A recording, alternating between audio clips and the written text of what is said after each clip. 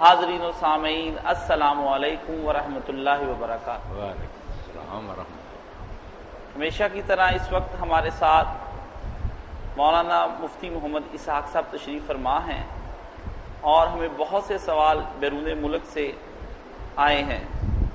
ان سوالات کے بارے میں یہ گزارش ہے کہ یہ سوالات جن کے اندر بعض تفرقے والی چیزیں ہیں، ان کے بارے میں مولانا قطعاً کوئی جواب نہیں دیتے، بلکہ ان سوالات کو زیادہ اپریشیٹ کیا جاتا ہے جن سوالات کے اندر اتحاد یا کوئی فقہی مسئلہ یا کسی اچھی رائے تزکیہ نفس کے لیے دی گئی ہو، اسے قبول کیا جاتا ہے۔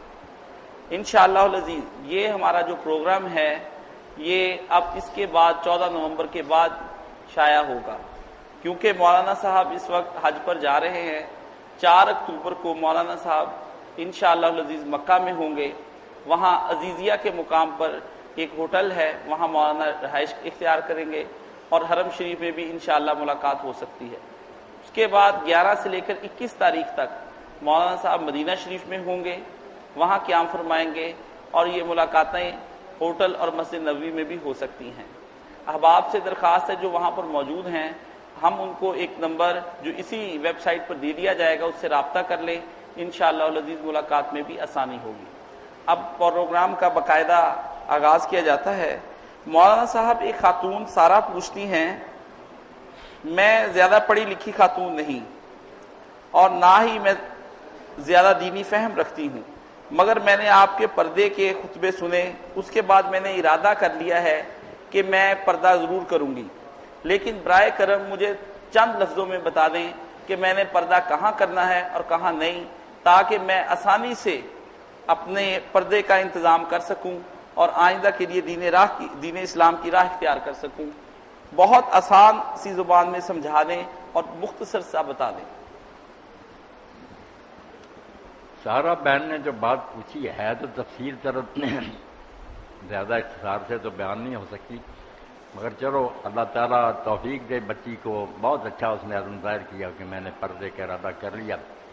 پردہ ایک مسلمان عورت کے لیے زینت ہے، بہت شرف ہے، بجائے اس کے کہ اس کو قید سمجھیں یا مصیبت ہے، عزت ہے بچی کی کہ وہ پردہ میں۔ تو پردہ کے لیے پہلی چیز تو یہ ہے کہ ایک رشتہ دار ہیں محرم، جن سے نکاح اسلام میں کبھی جائز، حرام رشتے ہیں، ان کے بارے میں ہے کہ محرم کے سامنے ضرورت کے وقت سینہ، پشت اور رانے، ان کے علاوہ جو ہے نا بازو وغیرہ، گردن، سر اور جو نیچے ہیں پنڈلیاں، یہ ننگی ہو جائیں کام کاج میں کر ہر وقت تو اس طرح رہنا تھوڑی بات ہے نا، مگر اگر ضرورت پڑے تو یہ سینہ، پیچھے پشت اور رانے، یہ محرم کے سامنے ننگی نہیں کی جا سکتی۔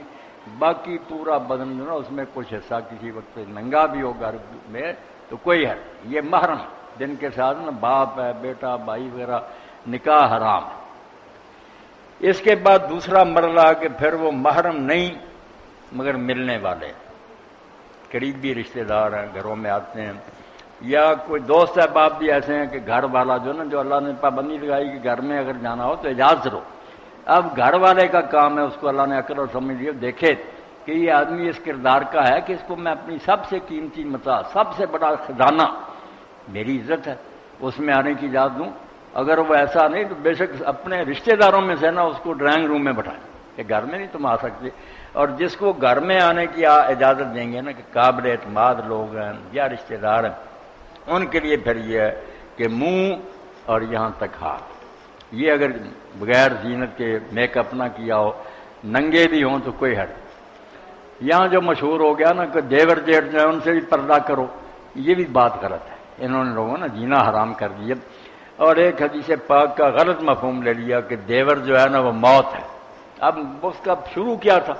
پردے کی بات نہیں تھی، تنہائی کی تھی، کہ جو مرد عورت آپس میں محرم نہیں، نکاح ان کا جائز ہے، وہ تنہائی میں کہ کسی اور آدمی کے آنے کی وہاں کوئی خطرہ نہیں، کوئی بند ہیں کنڈیاں وغیرہ، تنہائی میں اگر بیٹھے نا ایسے مرد عورت تو فرمایا تیسرا پھر شیطان ہی، تنہائی، خلوت، یہ مسئلہ تھا۔ وہ ہم لوگوں نے پوچھا کہ دیور جیٹ، فرمایا موت ہی ہے، یہاں تو اور زیادہ بیت کر تباہ ہو جائیں گے۔ اگر باقی لوگ بھی بیٹھے ہیں، ان میں یہ بھی بیٹھے ہیں یا اندر بھی ہیں تو کمرہ جو کھلا ہے یا کنڈی وغیرہ نہیں لگی تو پھر ان کے لیے بھی جائز۔ دو تو یہ مرض ہے، محرم، پھر محرم نہیں مگر ملاقاتی لوگ ہیں، ان سے بڑے تعلقات ہیں، رشتہ دار ہیں یا دوست ہیں۔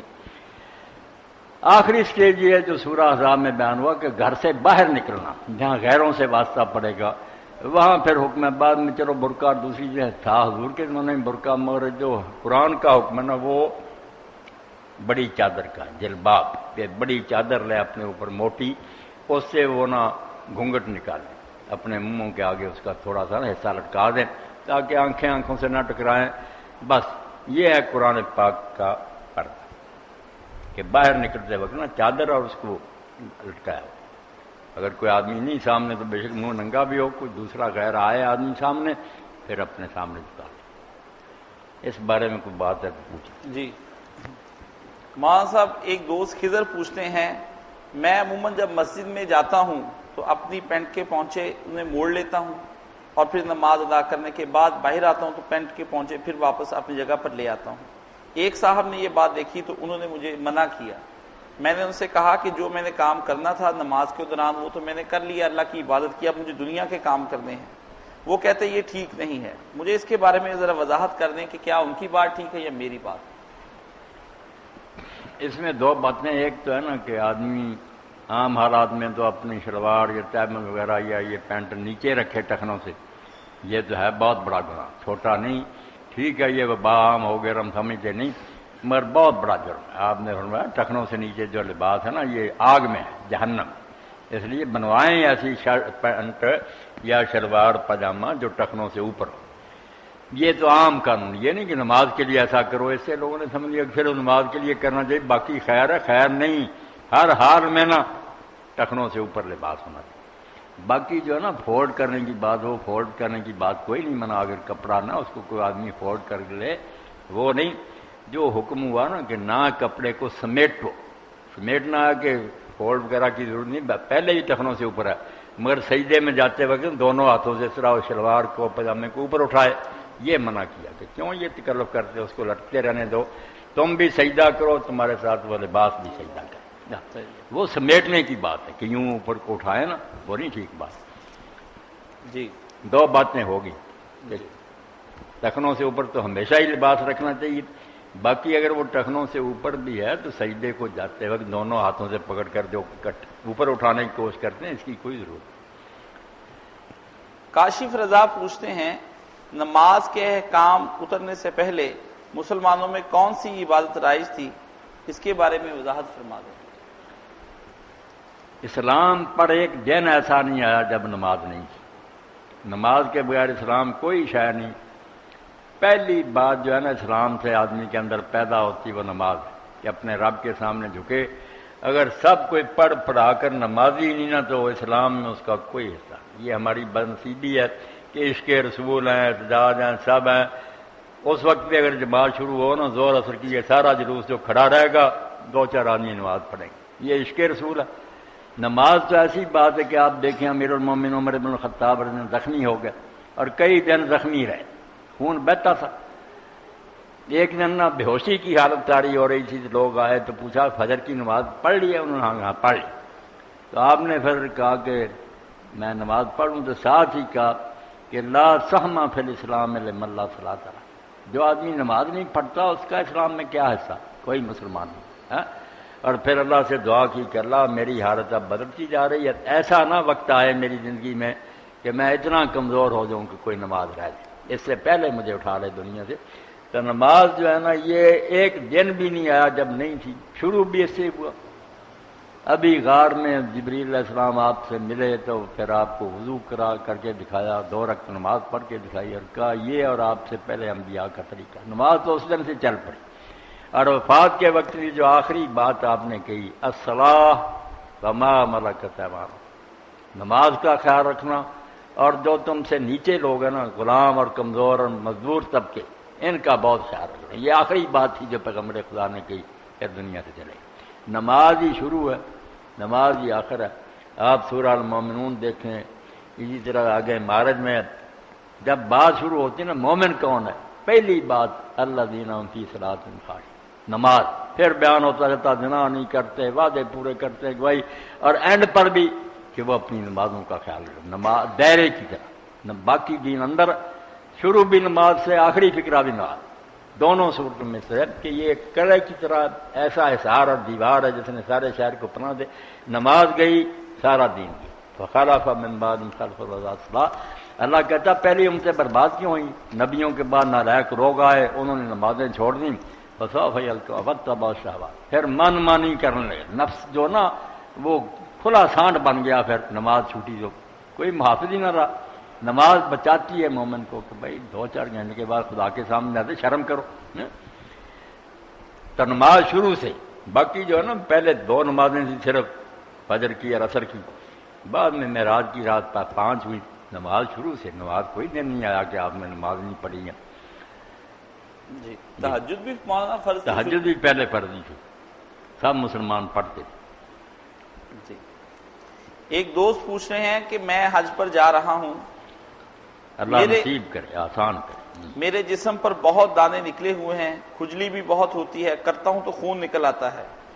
احرام کی حالت میں کیا میں نیچے سے زیر جامہ اور بنیان پہن سکتا ہوں کہ احرام کو خون اور پیپ نہ لگے؟ نہیں، کپڑے پہننے کی ضرورت نہیں، باقی کھجلی آپ کریں کھلے دل سے نا، جتنا جی چاہے خارج کریں، خون نکالیں، بالکل زخم ہو جائیں، کوئی احرام میں سے خرابی نہیں آتی. بہت شدت کے ساتھ بھی کھجلی کرنی پڑے کر، خون بھی نکلے کوئی بات نہیں. تو مولانا زیر جامہ پہننے کی اجازت ہے اسلام؟ زیر جامہ جو ہے نا یہ عام طور پر تو لوگ کہتے ہیں کہ انڈر ویئر نہ پہن، مگر حضرت عمر بن عائشہ رضی اللہ عنہ کے بارے میں آتا ہے کہ جو ان کے خادم تھے نا، وہ جب ان کا حوض تھا جو سواریوں پر رکھتے تھے پھر اتارتے تھے، وہ ننگے ہو جاتے تھے، تو آپ نے پھر انہیں تبان پہننے کا حکم دیا کہ چھوٹا نا انڈر ویئر پہنو. بخاری شریف میں آئی، بالکل ٹھیک ہے، یہ کرنے کی کوئی نہیں. شلوار پجامے جو ہے پورے نیچے تک وہ منع. یہ خون ناپاک ہوتا ہے، یہ احرام کو لگے گا، اور احرام اگر بدلنا بھی چاہیں نا ہم، کوئی چیز اس کو لگ گئی تو وہ اتار کرنا، یا کچھ کپڑے زائد بھی رکھنے چاہیے، یا ایک بھی ہو تو دھو کر اس کو خشک ہونے دیں پھر دوبارہ پہن لیں، کوئی نہیں. وہ چمٹ نہیں گئے جو کہتے ہیں نا احرام باندھ لیے، ہم سمجھتے ہیں کہ کچھ کپڑے ہیں جو جسم کے ساتھ باندھ لیے.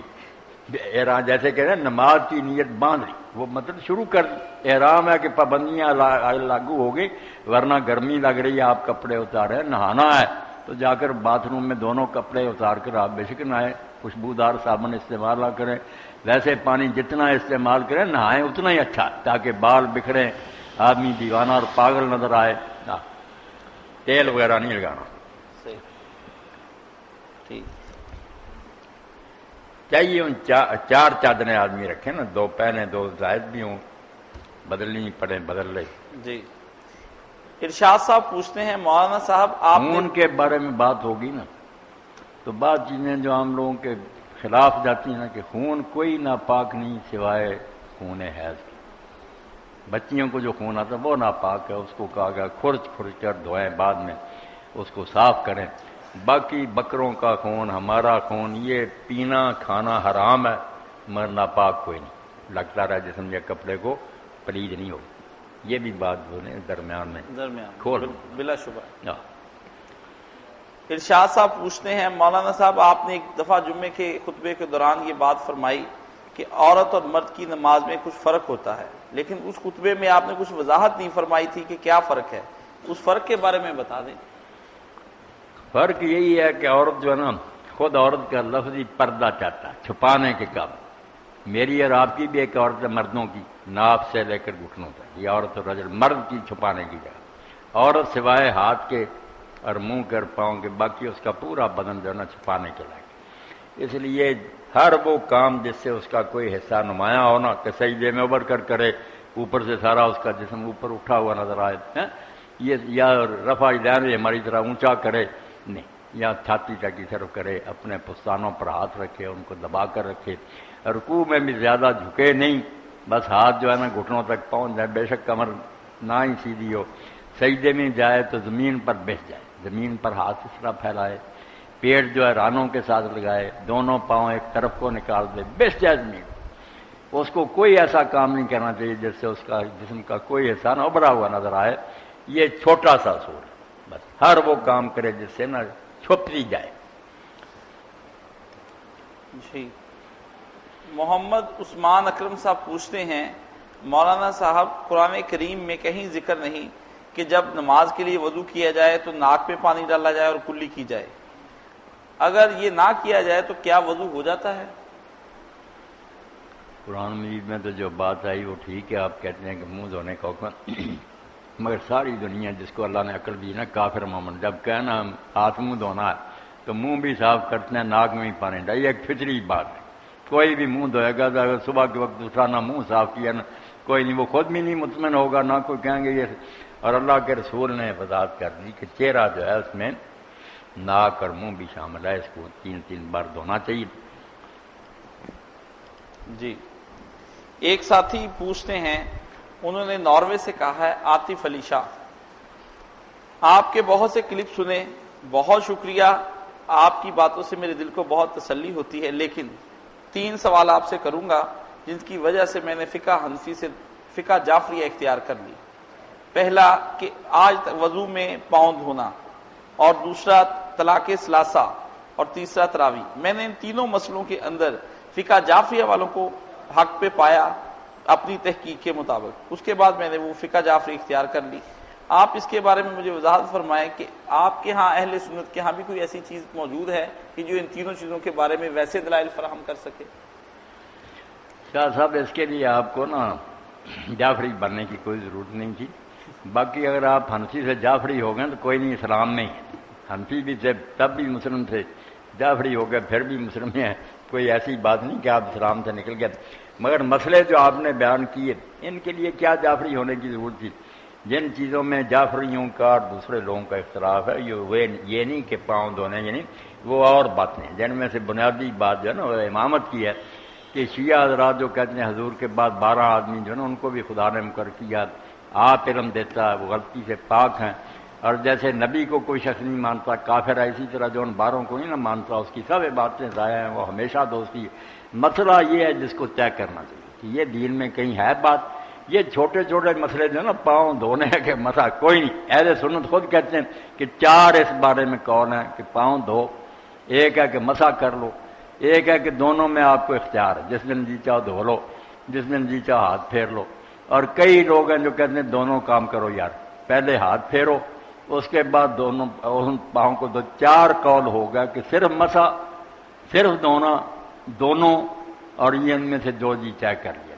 یہ خود اہل سنت کی کتابوں موضوع ہے، اس کے لیے آپ کو جعفری ہونے کی کیا ضرورت تھی؟ مسح کرنا تھا تو کر لیتے، مگر دلائل اتنے نہیں جیسے آپ سمجھنے کہ بہت دلائل وزنی ہیں، ڈھیروں حدیثیں اہل سنت کے پاس کہ رسول اللہ پاؤں دھوتے تھے۔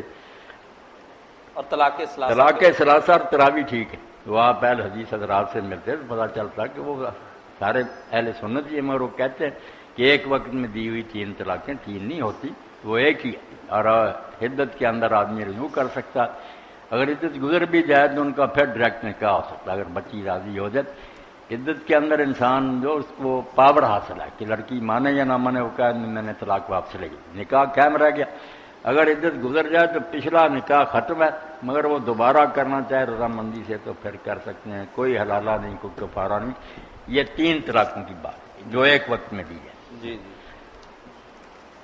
تراویح کے بارے میں بھی ہمارا موقف واضح ہے۔ تراویح کے بارے میں شاہ صاحب سنتے رہتے ہیں، میں کہتا ہوں یار یہ نفل نماز اکیلے اکیلے پڑھا کرو، خود حضرت عمر ان کے بیٹے اور ان کی اولادیں بھی نا کوئی اس نماز میں شامل نہیں ہوتے تھے، اکیلے پڑھتے تھے، کہتے بہتر ہوئی ہے، اس کے لیے بھی آپ کو کیا جعفری بننے کی ضرورت ہے؟ آپ نفل نماز اکیلے پڑھ لیا کہ کوئی مسائل وہ ڈھونڈے جن میں سچ مچ اختلاف ہے جس کا کوئی حل کیا جائے۔ امامت، مسئلہ امامت پر غور و خوض کریں۔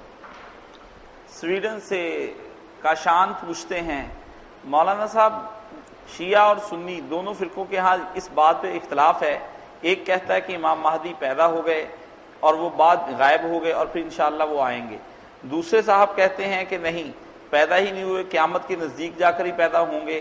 ٹھیک ہے، اس بارے میں آپ کی تحقیق کی کیا رائے ہے کہ دونوں میں سے کون صحیح ہے؟ یہ دونوں باتیں جو ہیں ان میں سے کوئی بات ایسی نہیں جو آدمی کو کافر بنائے۔ اگر پیدا ہو گئے اور اللہ نے انہیں لمبی عمر دی ہے تو کوئی نہیں، ہم مسلمان مانتے ہیں کہ عیسیٰ علیہ السلام ان سے بھی پہلے کے ہیں، وہ زندہ ہیں، آئیں گے۔ اس لیے امام مہدی بھی اگر پیدا ہو گئے اور وہ زندہ ہیں لمبی عمر انہیں تو یہ کوئی ناممکن بات نہیں، مگر اس کا کوئی تاریخی ثبوت نہیں۔ شیعہ حضرات کی کتابیں دیکھیں، اس کی سندیں دیکھیں، کچی باتیں لکھتے ہیں کہ امام جو ہے نا آخری حسن عسکری علیہ السلام ان کے ہاں نرگس ان کی بیوی تھی، کوئی حمل کے آثار نہیں نظر آئے۔ جس دن امام کی پیدائش کہتے ہیں مہدی، انہوں نے اس کی اپنی بہن کو بلایا، امام کی پھپھی کو، ساری رات رہی گھر میں، کچھ نہیں۔ جب فجر ہونے کا وقت قریب آیا تو نرگس کا پیٹ پھولا، پھر ایک بچہ پیدا ہوا۔ یہ ایک افسانہ جو کتابوں میں لکھتے ہیں، سند کمزور، یہ خود مانتے مجہول، کوئی ثبوت دے دے نا تاریخی کی پیدا ہوا تو کوئی ایسی بڑی بات نہیں۔ ٹھیک ہے، اللہ لمبی عمر دے سکتا، اہل سنت کی بات ہی ٹھیک، قریب قیامت کے نا پیدا ہوں گے، اس وقت اللہ تعالیٰ ان کی مدد کرے گا، اسلامی حکومت قائم ہوگی۔ جی مولانا صاحب، سائمہ پوچھتی ہیں کہ خواتین کو عموماً ایک بیماری لیکوریا کی لگتی ہے، آپ اس کے بارے میں وضاحت فرما دیں کہ اس بیماری کے دوران میں جو ڈسچارجنگ ہوتی رہتی ہے، کیا اس سے وضو ٹوٹ جاتا ہے؟ نہیں، کوئی وضو نہیں۔ یہ جو ہے نا استحاضہ وغیرہ یہ بیماری ہو جاتی ہے، اس میں بے شک طواف کریں، نمازیں پڑھتی رہیں، روزے رکھیں۔ جو دن حیض کے تھے نا، بیمار ہونے سے پہلے جو پتا تھا کہ اتنے دن آیا کرتے تھے، تاریخیں معلوم ہیں یا نشانی سے کہ گاڑھا ہو، سیاہ رنگ کا ہو، وہ ہے حیض۔ باقی جو نا اس طرح کے داغ لگتے رہنا، یہ استحاضہ اور کوئی شے نہیں۔ اس میں نماز بھی پڑھے، قرآن پڑھے، خاوند بیوی بھی آپس میں ملے، سب حلال ہے، حیض کے ایام میں حرام۔ ایک اور خاتون پوچھتی ہیں کہ اگر ایک آدمی کسی سے دلی طور پر نفرت رکھتا ہے لیکن دنیا داری کی وجہ سے اس سے ملتا ہے، لوگ کہتے ہیں یہ منافقت ہے، چھوڑ دیں، یا اسے کٹ آف ہو جائیں یا اسے مکمل طور پر ملیں، یہ کوئی طریقہ کار نہیں ہے کہ آپ دلی تو نفرت رکھتے ہیں لیکن دنیا داری کے طور پر اس سے ملاقات بھی کرتے ہیں؟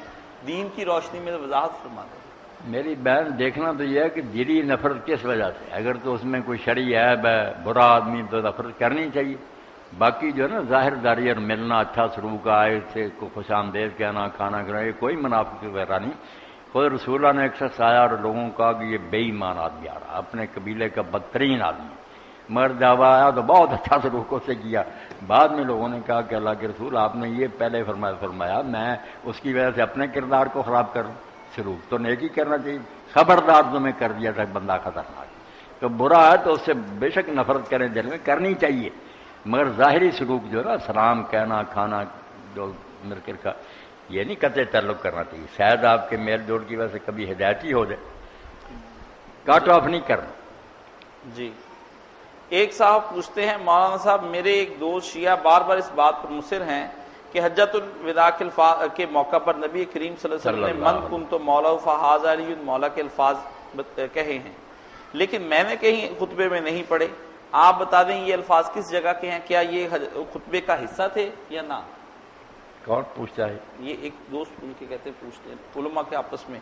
ہاں علماء کہتے ہیں، لکھنے والے یہ بھی کہتے ہیں کہ آپ نے خطبہ حجۃ الوداع میں یہ بات کی، مگر نہیں، یہ بات ٹھیک نہیں۔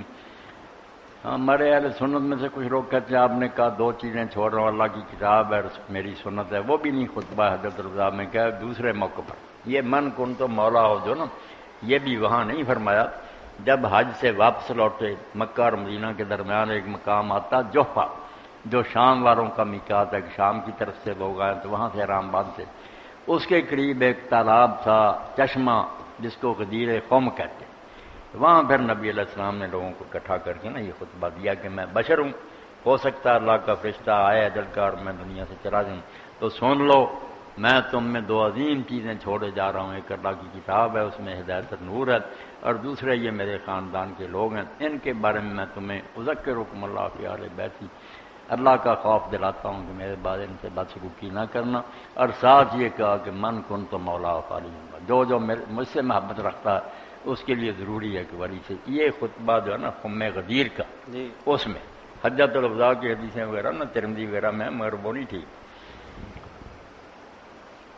اسپین سے احمد صاحب پوچھتے ہیں مولانا صاحب السلام علیکم۔ وعلیکم السلام ورحمۃ اللہ۔ میں نمک بنانے والی ایک فیکٹری میں ہوں جہاں سے نمک کا پتھر نکلوایا جاتا ہے اور اس سے لیمپ بنائے جاتے ہیں جو ہم سیل کرتے ہیں۔ بعض لوگ ہمارے پاس آتے ہیں، وہ یہ کہتے ہیں کہ ہمیں جانوروں کی شکل میں لیمپ بنا کر دیا جائے، ہم وہ بنا کر وہ بھی سیل کرتے ہیں، آیا کیا یہ ہمارا کاروبار کرنا جائز ہے یا نہیں؟ جانوروں کی شکل کا کو کیا کرتے مطلب ہیں؟ شیر بناتے ہیں، شیر کے اندر وہ بلب روشن ہو جاتا ہے جس سے وہ کمرہ بھی ساتھ روشن ہو جاتا ہے، ہرن بنا دیتے ہیں، طوطا بنا دیتے ہیں، یہ نمک کے پتھر سے ہی وہ ساری چیزیں بناتے ہیں۔ اسپین میں یہ پوچھنے کا کاروبار بھی ہوتا ہے، میں اس فیکٹری میں کام کرتا ہوں، تو ایسی صورت میں وہ مورتیاں بنانا اور ان کو مطلب بیچنا خریدنا یہ کس حد تک درست ہے؟ ناجائز ہی ہے یہ مجسمے بنانا، صرف بچیوں کے کھلونے ٹھیک، بچیوں کے لیے کسی قسم کے بنائے جائیں نا جانداروں کی شکلوں کے، اس میں کوئی حرج نہیں۔ لعاب الصبایا جو ہے نا چھوٹی بچیوں کے کھیلنے کے لیے حضور نے اجازت دی ہے، گھوڑا ہو اونٹ ہو جو جی چاہے بنا لیں، اس کا کوئی حرج نہیں، بڑے لوگ نا یہ کام کریں۔ اچھا اچھا ٹھیک ٹھیک، یعنی چھوٹے چھوٹے کھلونے کے طور پر چھوٹے ہوں یا بڑے، چھوٹی بچیوں کی جو بچیاں ابھی کھیلتی ہیں نا چھوٹی چھوٹی، وہ اگر ان کھلونوں سے کھیلیں تو ان کے لیے درست۔ ٹھیک مولانا، نمک تو ایک کھانے کی چیز ہے کہ ایسے پتھر کو ضائع کرنا ہے اس طریقے سے؟ بری بات ہے نا، پھر کھاتے ہی ہوں گے، پھر وہ شیر وغیرہ بھی رکھتے تو نہیں ہوں گے، نمک خراب کرنا۔ نہیں مولانا، نمک کا پتھر ہوتا ہے بھرپور، اچھا ہاں جی ہاں، وہ نمک کا پورا پتھر جسے ہم بعد میں پیستے ہیں، اس پتھر سے وہ بنا لیتے ہیں۔ چلو، اور یہ کھیوڑا میں تو یہ چیزیں عام وہاں پر بکتی بھی ہیں، ملتی بھی ہیں۔ نہیں بنانے نہیں چاہیے، بچیوں کے کھلونے کے علاوہ باقی جانداروں کے لیے مجسمے بنانے چاہیے۔ مولانا صاحب، آپ نے ایک دفعہ یہ فرمایا تھا کہ اصولی بات یہ ہے کہ سبیلین سے کچھ خارج ہو جائے تو وضو تو ٹوٹ جاتا ہے، اور آگے سے یا پیچھے سے، یہ بھی آپ فرما رہے ہیں کہ نہیں لیکوریا سے بھی وضو ٹوٹ جاتا ہے، اس کے بارے میں وضو نہیں ٹوٹتا، اس کے بارے میں بتا دیں۔ نہیں، لیکوریا ہو یا ایک آدمی کو سلسل بول ہو جائے، پیشاب چلتا ہی رہے یا ری خارج ہوتی رہے، وہ تو پھر معذور ہو گیا نا، ان کے لیے قانون ہی کوئی رہ جاتا۔ یہ تندرستوں کی بات، تندرست آدمی ہو تو اگلے اور پچھلے حصے سے کوئی چیز نکلے، ہوا ہو، پخانہ ہو، پیشاب، پھر وہ بیمار جو ہوتا ہے کسی کو یہ عذر ہی ہو گیا کہ پیشاب رکتا ہی نہیں، بار بار آتا، یا ہوا خارج ہوتی ہے، یہ بچیاں جن کو لیکوریا، یہ مستثرا، ان کا عذر ہی ٹوٹتا، ٹھیک ہی ٹھیک ہے، معذور ہو گئی۔ ایک خاتون پوچھتی ہیں کہ اگر عرفات سے واپسی کے بعد کسی اور عورت کو حیض شروع ہو جائے تو ایسی صورت میں اس کے جانے کا بھی وقت آ جائے تو وہ عورت کیا کرے؟ اس کے باقی امور کو کون سر انجام دے گا، یا پھر اسے دوبارہ سے حج کرنا پڑے گا؟ مسئلہ یہ بہت پیش آتا، بڑا ٹیڑھا۔ نبی علیہ السلام کے زمانہ میں تو چونکہ اپنی مرضی سے لوگ سفر کرتے تھے، رکنا چاہے رک سکتے، اس لیے جن کا پتہ چلا نا کہ ابھی انہوں نے طواف افاضہ نہیں کیا، مینا سے آ کر تو حیض آ گیا، تو پھر یہی کہا کہ رک جائے قافلہ کرنے کے بعد میں، مگر اب حالات کچھ ایسے ہو گئے، امام ابن قیم ہی جس دور میں انہوں نے کہا قافلے والے رکتے نہیں، کیا کرے وہ؟ 8 حال پھر بتائے، جن میں سے 2 جو ہے نا وہ پکے ہیں، جو اپنی جگہ کسی عورت کوئی کہہ دے کہ میرا طواف اور 2 رکعتیں پڑھ لے، صفا مروہ کی صحیح جو ہے نا وہ خود ہی کر لے، باقی سارے کام کرے طواف اور 2 رکعت نماز کے لیے نا، جیسے پورا حج بدل ہو جاتا نا دوسرے کی جگہ، اس کی جگہ صرف یہ بات جو وہ نہیں کر سکتی، طواف اور 2 رکعت، کسی کو کہہ دے کہ میری جگہ یہ کر، یعنی نائب بن کر کوئی اس کی نائب بن کر کے۔ تو اسی طرح مولانا کوئی خاتون کا نائب بن کر کنکریاں بھی مار سکتی؟ کنکریاں مار سکتے، کوشش تو کرنی چاہیے کہ وہ خود ہی مارے۔ ایک کنکریوں کے بارے میں اگر لوگ ایک بات ذہن میں رکھیں کہ اس کا وقت بہت لمبا ہے، مگر جو لوگ مینا پہنچتے سب کی یہی ہوتی ہے خاص کہ جلدی فارغ، اس لیے رش میں گھس جاتے ہیں، نہ مار ہی سکتے ہیں، پہنچ ہی نہیں سکتے اس جگہ تک جہاں کنکریاں، پیچھے پھینک کر آ جاتے ہیں یا کئی ہلاک بھی ہو جاتے ہیں۔ لمبا وقت ہے، اگر آپ رش کو گزرنے دیں نا، عصر کے بعد جائیں، بلکہ عصر کے بعد بھی نہیں، مغرب کے بعد جائیں، تو آپ کو وہاں کوئی نہیں ملے گا، عورتیں بھی دیوار کے ساتھ لگ کے ماریں گے، صبر کر لیں ذرا، اگلی فجر تک وقت ہے۔ اس مسئلہ کا خیال رکھیں تو عورتیں اور بچے بھی مار سکتے ہیں، کوئی پریشانی نہیں آئے گی۔ مولانا صاحب بہت شکریہ، آپ نے سوالوں کے جواب دیے۔ اسی کے ساتھ ہم آج کا پروگرام ختم کرتے ہیں۔ وآخر دعوانا ان الحمدللہ رب العالمین۔ ماشاء اللہ۔